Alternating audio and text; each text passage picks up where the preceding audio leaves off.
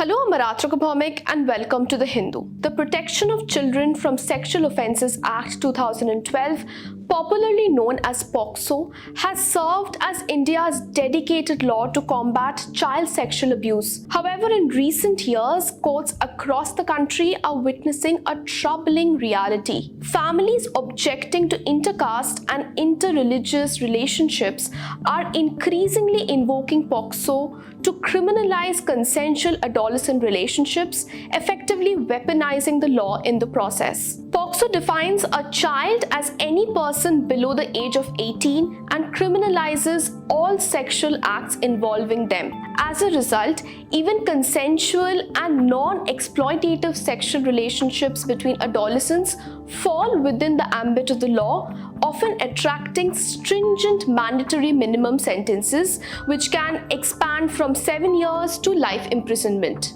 Shruti Ramakrishnan, Associate Director at Enfold Proactive Health Trust, a Bangalore-based non-profit that supports survivors of child sexual abuse, told The Hindu that such POCSO cases are typically set in motion through missing persons complaints or kidnapping charges when teenagers either elope or leave home without the permission of their parents. Subsequently, the boy, irrespective of his age, is almost invariably treated as the accused, while the girl is treated as the victim, presumed incapable of giving consent. However, she also pointed out that many families often file POCSO cases without fully grasping what the process actually entails. And I quote her here, "At the time of filing the complaint, the families often just want their daughters to return home. They do not understand that once an FIR is registered, it can culminate into a full-blown rape trial with lasting ramifications for everyone involved."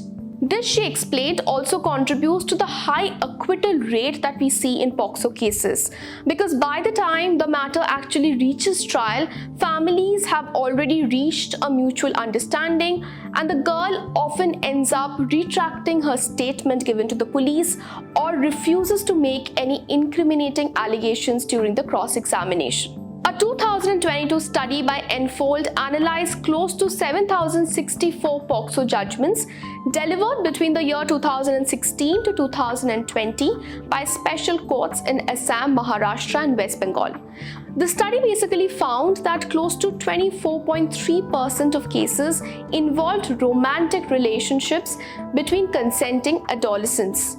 In fact, close to 80% of these cases, the complaints were actually filed by the girl's parents or family members close to the girls who were the informants in these particular cases. In 2023, the Law Commission of India acknowledged the adverse unseen effects of such blanket criminalization, but expressed concerns that decriminalization could weaken efforts to prevent adolescent child marriages, trafficking, and also online harm faced by children.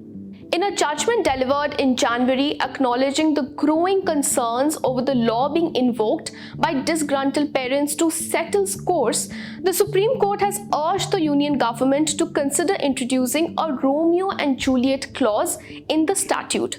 Such a provision would essentially exempt consensual sexual activity between adolescents close in age and ensure that there is no criminalization of such relationships, while making sure that the central objective of the legislation, which is to protect children from sexual abuse, is maintained.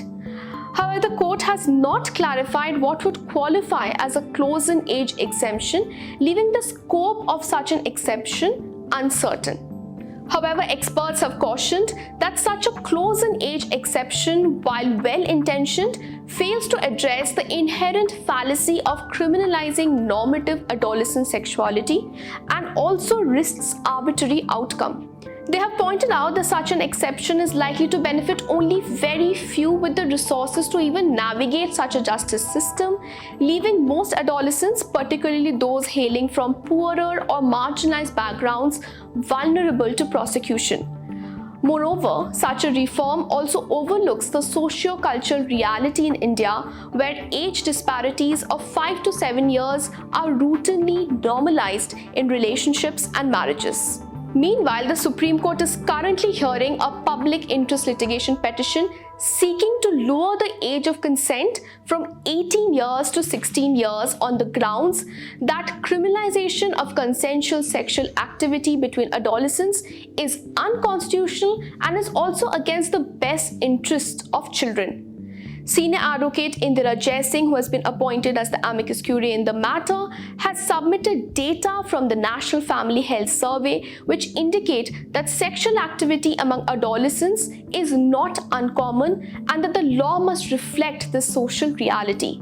What is needed, therefore, is for a calibrated reform of the POCSO Act that clearly distinguishes between consensual adolescent relationships and coercive and exploitative abuse to ensure that families are not weaponizing the state's punitive machinery against partners they deem unsuitable. Thank you.